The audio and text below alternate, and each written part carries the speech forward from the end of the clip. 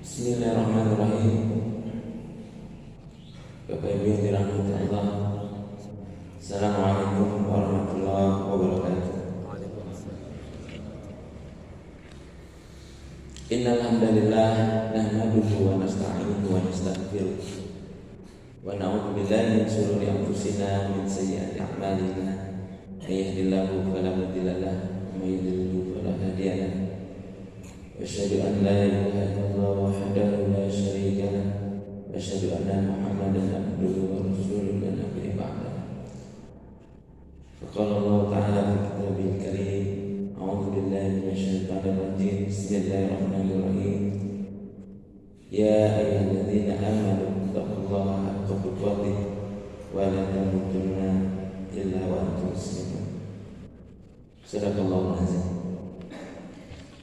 Bersyukur kepada Allah dengan mengucapkan bersama alhamdulillah, juga tidak lupa selawat dan salam kepada junjungan kita Nabi besar Muhammad SAW. Dalam kesempatan subuh yang penuh berkah ini, saya ingin menyampaikan kembali satu ayat yang sering kita dengar. Bahkan ini ayat rutin biasanya dibacakan oleh khotib. Bahkan saya tadi ulang di surat Al-Imran ayat 102. Ya ayyuhalladzina amanu taqullaha haqqa tuqatih wa la tamutunna illa wa antum muslimun. Wahai orang-orang yang beriman, ittaqullaha, bertakwalah kepada Allah, haqqa tuqatih, dengan sebenar-benarnya takwa. Wa la tamutunna, dan janganlah kamu mati illa wa antum muslimun, kecuali kamu semua dalam kondisi atau beragama Islam. Ada satu hal yang unik yang ingin saya kutip dari ayat tersebut dalam kalimat wala tamutunna. Spesifik dalam kata ini dengan menggunakan fi'il mudhari, artinya setiap dari kita itu proses menuju kematian. Fa idza jaa ajaluhum.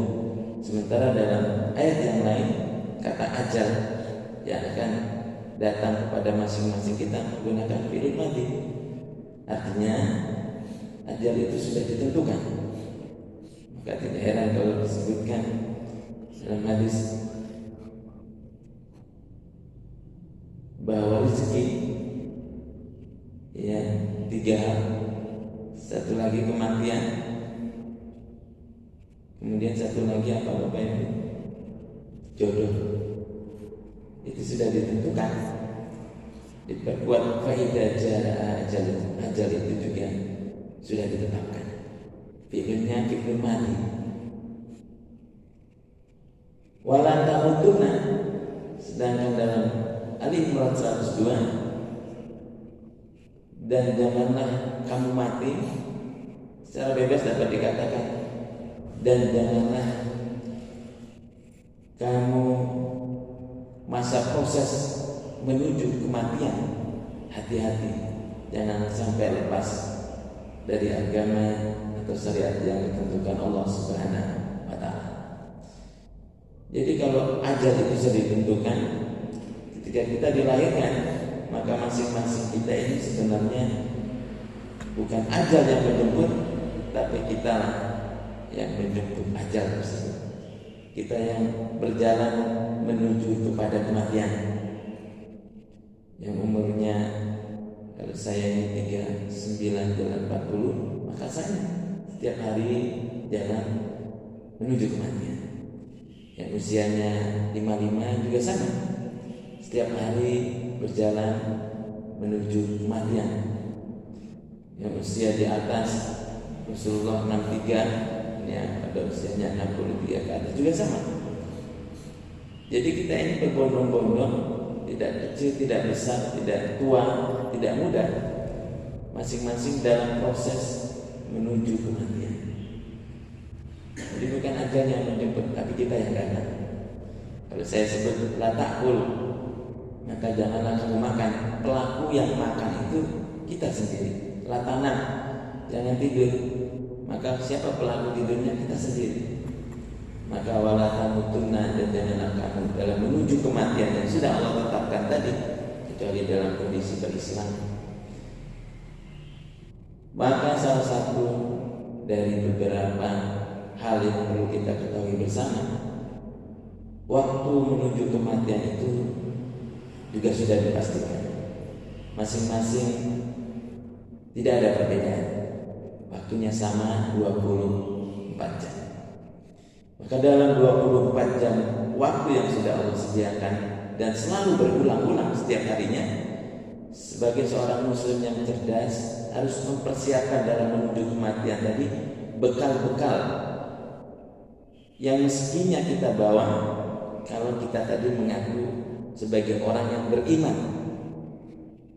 Yang tadi panggilannya untuk orang yang beriman. Maka bekal-bekal tadi harus kita pastikan dalam menghabiskan 24 jam waktu kehidupan kita yang semuanya sama, berlaku universal untuk siapapun, tidak pejabat, tidak ustadz, tidak kiai, tidak guru, tidak karyawan, semuanya waktunya sama. Porsinya harus dipersiapkan untuk menuju kematian tadi. Itulah maksudnya kita. Maka dalam aktivitas kehidupan, saya ulangi sekali lagi, kita hanya melakukan dua hal kegiatan yang selalu berulang-ulang. Kalau tidak urusan ibadah sesuai dengan perintah Allah, maka di luar ibadah namanya urusan muamalah.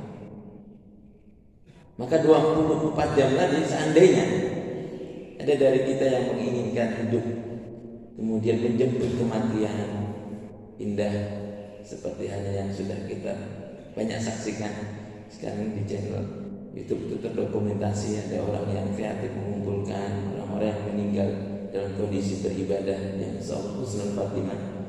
Ada orang sujud nggak bangun-bangun ternyata meninggal. Ada orang sholat ruku jatuh kemudian meninggal. Ada orang zikir duduk diam kemudian meninggal. Ada yang khotib lagi berdiri membaca ayat wala tamutunna illa wa antum muslimun, jatuh meninggal. Banyak sekali kondisi-kondisi orang yang terdokumentasi dalam kehidupannya meninggal dalam kondisi urusan beribadah. Maka itu saya kira menjadi harapan semua orang di dunia ini. Lalu bagaimana agar kita bisa dalam menghabiskan waktu 24 jam tadi porsinya minimal mendekatkan apa yang kita harapkan pada masing-masing kita terhadap ajal waktu ketika kita dicabut nyawanya. Nah, kalau kita bagi 24 itu porsi ibadah kita 6 jam contohnya. 6 jam itu 25%. 6 jam ini kalau kita bagi dengan kegiatan sholat 5 waktu yang kita kerjakan, maka hampir setiap satu sholat 5 waktu itu menghabiskan ya rata-rata 1 jam lebih, dari mulai datang kemudian berzikir, berdoa dan lain sebagainya. Itu kegiatan-kegiatan lainnya yang mengiringi ketika kita sholat, datang lebih awal waktunya, kemudian pergi lebih akhir waktunya karena dipenuhi zikir dan lain sebagainya. Maka itu porsi waktu jam kita dapat dihitung 24 jam. Kalau kita menghendaki, berharap, atau bahasa kita berikhtiar, Bapak Ibu, meninggal dalam keadaan sholat, maka persentasinya dari 24 jam waktu kita 25% kemungkinan itu bisa kita dapatkan. Itu kalau kita ibadahnya dalam 24 jam tadi, itu 6% kita gunakan untuk aktivitas menghadapkan diri kita kepada Allah Subhanahu wa Ta'ala. Ustaz, saya ingin meninggal dalam kondisi membaca Al-Quran. Bisa juga ikhtiarnya. Bagaimana? Maka dekatkan selalu ayat-ayat Al-Quran dalam hati kita, dalam mulut kita. sediakan porsi untuk membaca Al-Quran. Karena menurut Rasulullah SAW orang mati itu sesuai dengan kebiasaan. Kalau ingin meninggal dalam kondisi membaca Al-Quran, sediakan dari 24 jam porsi waktu kita, berapa persen harapan ikhtiar kita meninggal dalam kondisi membaca Al-Quran. Saya sediakan 4 jam dalam 24 jam, itu sudah luar biasa. Ya, yang biasa tahfizul Quran murojaah itu sehari itu bisa 2 jam, 3 jam, 4 jam. Maka tidak heran kalau kita melihat dokumentasi dalam YouTube itu ada orang yang meninggal melantunkan ayat-ayat Al-Quran karena kebiasaannya dalam 24 jam itu porsinya begitu banyak dia luangkan untuk membaca Al-Quran. Lalu bagaimana nasibnya bagi yang meninggal di luar jam menjalankan aktivitas ibadah tadi?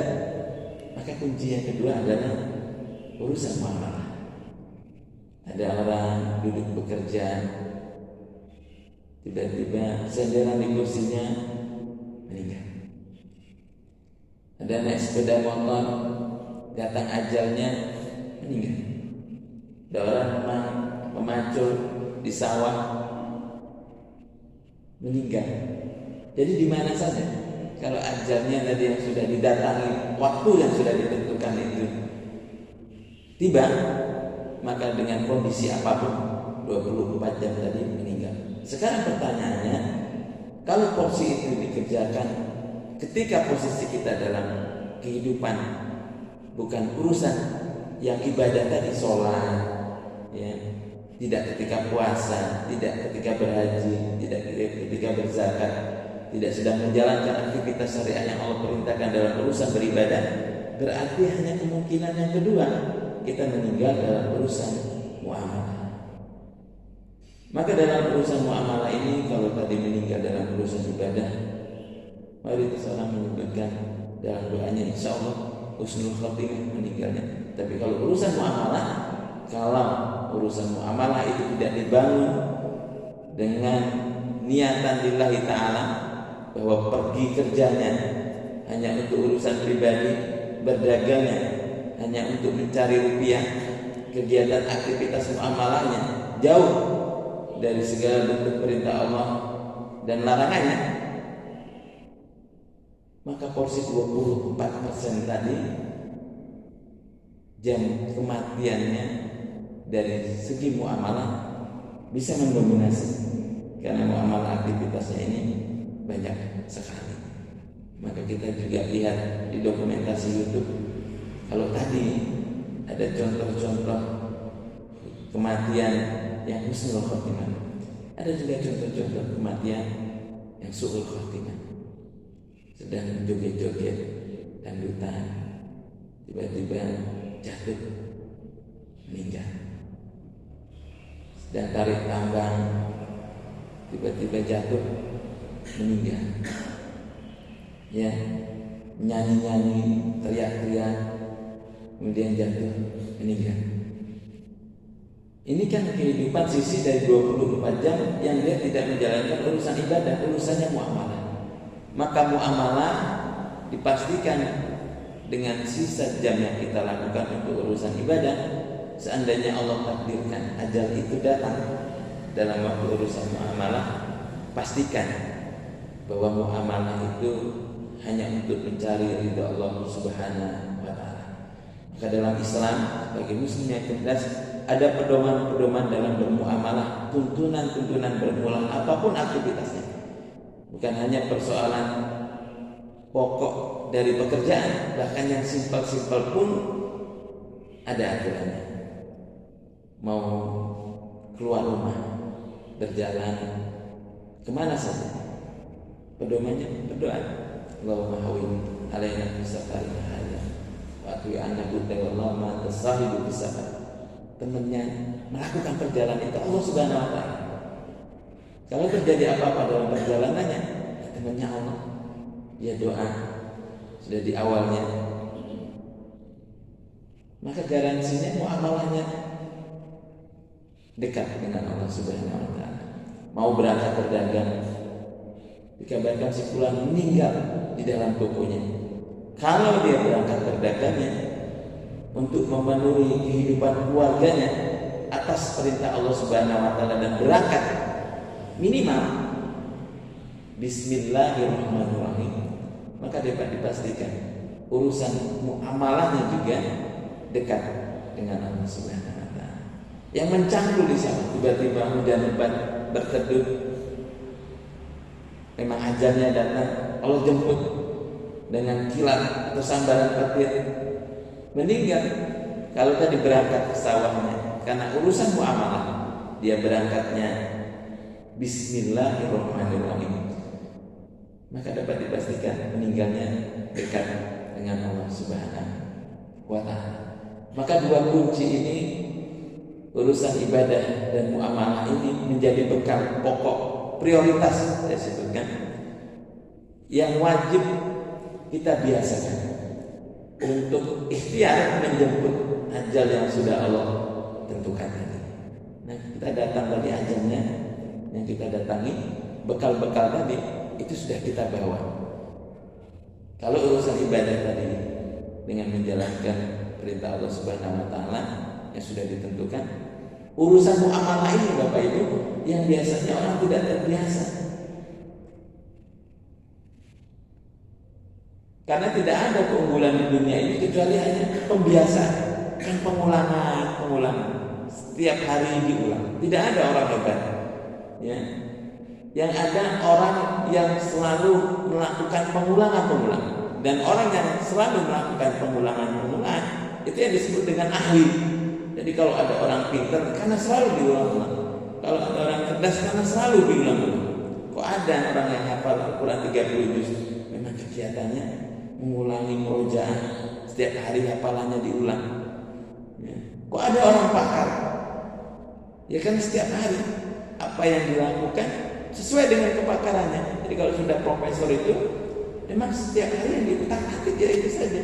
Kalau kita di dunia medis contohnya ambil spesialis jantung ada spesialis lagi. Setiap hari yang dilakukan itu, makanya dia menjadi spesialis, menjadi pakar, menjadi ahli. Karena pengulangan tadi. Nah, pengulangan itu terjadi karena kebiasaan tadi. Kalau sudah kebiasaan terbiasa menjadi ahli, maka segala suatu aktivitas kegiatan itu tidak perlu dipikirkan atau diniatkan, dia akan berjalan begitu saja. Maka dalam kehidupan muamalah tadi contohnya, kebiasaan-kebiasaan itulah yang perlu kita lakukan. Tidak mudah Bapak Ibu untuk mengingat hanya kata bismillah saja dalam aktivitas kehidupan kita. Mau naik motor lupa bismillah, pakai sendal lupa bismillah. Padahal itu sudah rukhsah taksis, nggak tahu hafal doa pakai bismillah, biar nggak putus amalannya. Ya. Kalau ada doa satu jagatnya, Rabbana atina fid dunya yang biasa disebut Ustaz itu, bismillah ini kita gunakan untuk doa segala. Sesuai dengan anjuran Rasul, kita tidak hafal doanya pakai bismillah. Maka apapun kegiatannya pakai bismillah. Karena memang isu ini setiap waktu, tidak hanya hati saja, pikiran kita digoda. Maka ada orang yang datang berjalan 10 kilo. Dalam perjalanannya kita melihat kanan, kiri, depan, lihat spion, lihat aktivitas kegiatan orang. Orang yang berangkatnya tidak dengan bismillah, atau memang dia tidak memiliki kebiasaan baik, maka isinya perjalanan tadi bisa baik, bisa juga buruk. Apa pembedanya? Kebiasaan. Ada lihat orang jualan sepi, yang buruk akan berpikir pasti itu pentolnya tidak enak, tidak ada yang beli. Nah, tapi yang punya kebiasaan baik berpikirnya beda juga. Ya Allah, belum datang pembelinya, saya doakan semoga laris hari ini. Doa itu untuk siapa? Agama menganjurkan orang yang mendoakan orang lain tanpa sepengetahuan, ijabah bagi orang yang didoakan, sementara malaikat yang mendengar doa kita akan mengucapkan walaka bimisli, doa yang sama untuk dirimu. Jadi kalau kita ingin banyak permintaan, banyaklah doa untuk orang lain. Ada dua yang mendoakan, kita berdoa untuk orang lain, malaikat mendoakan untuk kita. Apa bedanya? kebiasaan. Yang satu karena kebiasaan buruk melihat sisi perjalanan yang 10 km tadi dipenuhi dengan keburukan-keburukan. Lihat komentarnya negatif. Menyaksikan sesuatu responnya negatif. Ada ibu-ibu rating kanan belok kiri, yang keluar omongannya negatif. Nah, kalau yang omongannya positif, tentu dia akan mendoakan, wah ini ibu ini berbahaya ini, semoga selalu diselamatkan Allah Subhanahu wa taala dalam kesempatan yang lain, ya, bisa lolos hari ini, nanti ke depannya itu sangat berbahaya. Tapi kalau kebiasaan orang menyebutkannya dengan kalimat positif tadi, mendoakan ibu-ibu yang rating kanan belok kiri tadi, ya, dengan posisi kita ungkapkan dengan kalimat baik, itu hanya faktor kebiasaan. Maka kebiasaan-kebiasaan ini kalau dalam dunia psikologi adalah wajah atau penampilan atau perbuatan yang kita lakukan dalam kehidupan. Jadi kalau kita berbuat baik, itu katanya baik, tingkah lakunya baik dalam urusan bermuamalah, maka kebiasaan-kebiasaannya dapat dipastikan adalah hal-hal yang baik. Hal-hal yang diperintahkan dalam Al-Quran inilah yang perlu kita biasakan dalam kehidupan, dalam kebiasaan kehidupan kita. Di urusan muamalah, kalau ibadah sudah ada ketentuannya. Kita tidak melakukan kebiasaan-kebiasaan di luar ibadah kecuali yang diperintahkan. Kalau muamalah, maka kebiasaan-kebiasaan itulah yang perlu kita perhatikan dalam kehidupan kita agar berjalan dengan baik dan segala sesuatunya sesuai dengan ridha Allah Subhanahu wa taala. Karena harapan kita wala tamutunna, dan tidaklah kita datangi setiap ajal dari kematian kita kecuali dalam kondisi kita berislam, menjalankan syariat Allah Subhanahu wa taala dengan segala konsekuensinya. Kalau baik maka husnul khatimah, kalau buruk maka su'ul khatimah. Itu saja pilihan kehidupan kita. Saya secara pribadi mohon maaf kepada Bapak Ibu hadirin semuanya. Mestinya jadwal saya 2 minggu yang lalu, minggu berikutnya juga tidak bisa hadir karena ada beberapa kegiatan keumatan juga dengan kegiatan yang sama. Satu menghadiri acara Mukernas Muadalah Musyawarah Kerja Nasional Undang-Undang Presiden Nomor 18 Tahun 2019 terkait dengan kurikulum pesantren.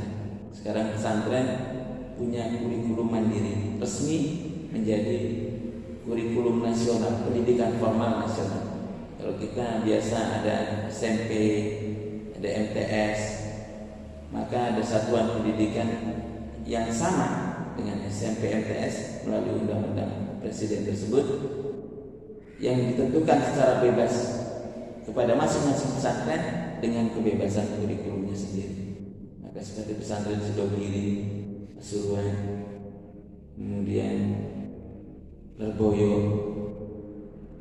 beberapa pesantren salaf yang sudah senior, sudah lama, ratusan tahun, itu diakui tanpa harus mengikuti undang-undang formal yang lebih awal seperti halnya Diknas dan Kemenak di bawahnya MTS atau yang Diknas di bawahnya SMP. Dia kurikulum dengan mandirinya dan diakui oleh negara. Ini kebebasan terkait dengan metode kurikulum pendidikan, bahwa pesantren dengan kurikulum mandirinya dia diakui oleh pemerintah. Jadi pesantren dia tidak berkiblat kepada MTS atau Diknas. Ada pesantren yang kurikulumnya SMP SMA, ada pesantren yang kurikulumnya MTS aliyah. Nah, dengan putusan presiden ini kurikulumnya mandiri, bebas. Pesantrennya bisa menentukan kurikulumnya sesuai dengan apa yang ditentukan dalam undang-undang tersebut. Jadi kalau kurikulumnya kitab kuning itu diakui, maka dia belajar dengan kitab kuningnya. Bisa dibayangkan 37.000 pesantren di Indonesia punya ciri khas masing-masing. Salah satunya ada 36.000 pesantren yang aktif dalam kegiatan usaha. Ini saya sebut ciri khas. Kenapa? Karena tidak semua pesantren ingin bergelut dan turun di bidang usaha. Ada pesantren dengan ciri khas dia hanya belajar kitab kuning saja. Hari-hari mempelajari kitab kuning. dengan sarana prasarana apa adanya.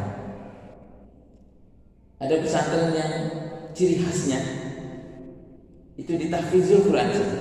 Dia tidak memiliki pendidikan formal apapun. Pokoknya targetnya, isinya kurikulum hanya tentang tahfidz beserta komponennya. Tidak ada pendidikan ijazah formalnya dan lain sebagainya. Ada pesantren dengan paket lengkap pendidikan formal juga pendidikan pesantrennya. Ada juga pesantren yang memadukan semua dalam satu kurikulum. Itu yang saya sebut dengan ciri khas. Dan ada pesantren-pesantren yang rumpunya selain dia bekerja, selain dia menjalankan pendidikan formalitas pesantren, juga ikut mengembangkan kemandirian ekonomi. Nah, ini ciri khas masing-masing. Maka corak warna ini menjadi kekayaan untuk lembaga pendidikan pesantren di Indonesia. Dan Bapak Ibu, saya sampaikan, ada pesantren di Indonesia ini kegiatan ekonominya dalam 1 tahun omsetnya mencapai 3 triliun. Ada pesantren yang mendominasi melakukan kegiatan usaha dalam sektor agribisnis atau pertanian, memasok hasil pertaniannya di beberapa kota besar di Jawa Barat, Jakarta, Bogor, dengan omset yang luar biasa.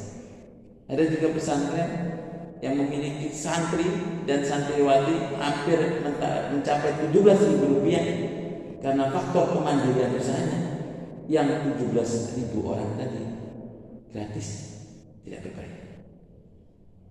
Ini tadi ciri khas pesantren-pesantren yang punya kemandirian ekonomi. Karena salah satu prinsip agar idealis itu terjaga harus mandiri, memiliki kekuatan ekonomi untuk bisa menjalankan operasional proses pendidikan dan pengajarannya. Jadi banyak sekali pesantren-pesantren luar biasa yang dulu juga sama. Semua dimulai dari hal yang kecil. Maka dalam aktivitas kehidupan, tidak hanya pesantren, kita pun juga melakukan hal yang sama. Ingin berdagang, melihat orang yang sudah sukses dengan jual belinya, punya proses dan lain sebagainya, coba tanya dulu memulainya dari mana. Kalau yang mudah kita pelajari bagaimana Facebook dibangun, itu dari sebuah tempat yang kecil. Bagaimana Apple dibangun, dari sebuah tempat yang kecil juga, dari hal-hal yang sederhana. Maka orang-orang yang sukses semuanya bermula dari nol, bahkan bisa jadi bukan dari nol, dari minus.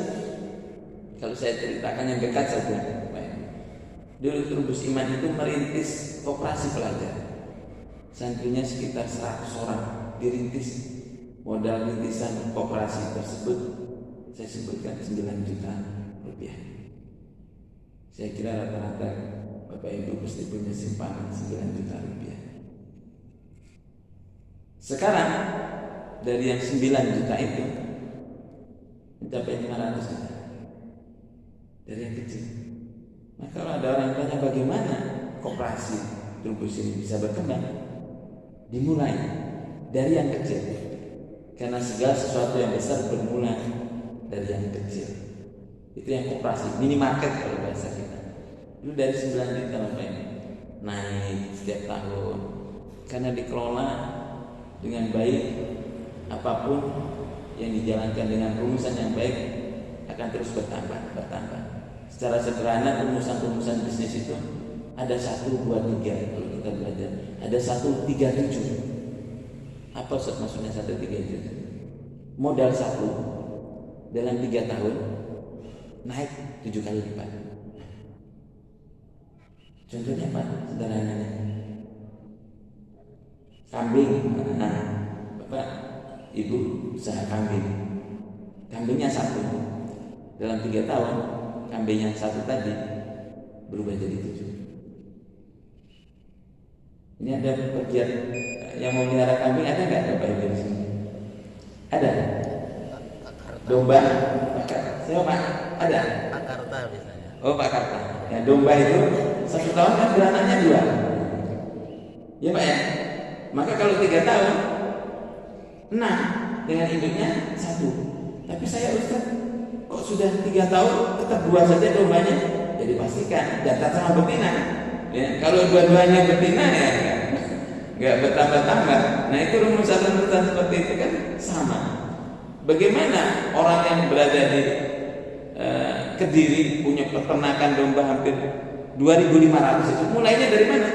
Dari 10. Jadi kalau Trubus ini rencana mendatangkan 100 domba, itu modalnya 137. 100 domba sekarang dalam 3 tahun 700. Ya. Itu kalau beranaknya 1, padahal domba itu beranaknya bisa 2. Persentasinya 30%, berarti 700 plus 30%. Bisa 900 dalam 3 tahun. Jadi kalau mau punya domba 2.500, berapa? Cukup 4 tahun. Karena dari 700 tadi dikalikan 2 lagi plus 30%. Usaha itu sama. Ya.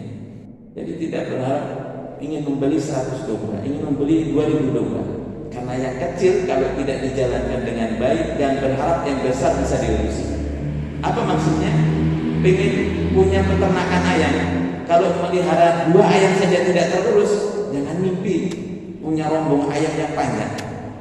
Pengen peternakan domba, kalau melihara 2 domba saja tidak gemuk-gemuk, jangan mimpi punya 1.000 domba. Jadi hal-hal yang kecil itulah yang kita mulai dari sesuatu yang sederhana dalam kehidupan, termasuk urusan bisnis, usaha, dan lain sebagainya. Terima kasih atas kehadiran Bapak Ibu semuanya. Saya mohon maaf sekali lagi karena absensi saya dari 2 minggu yang lalu. Semoga Allah mengampuni dan menjadi keberkahan untuk kita semuanya dan aktivitas kehidupan kita yang tadi urusan ibadah plus dengan kebiasaan muamalah. Saya selalu menyinggung kebiasaan, biasakan. Meskipun hanya kata bismillah tadi, kalau tidak terbiasa pasti tertinggal. Assalamualaikum warahmatullahi wabarakatuh.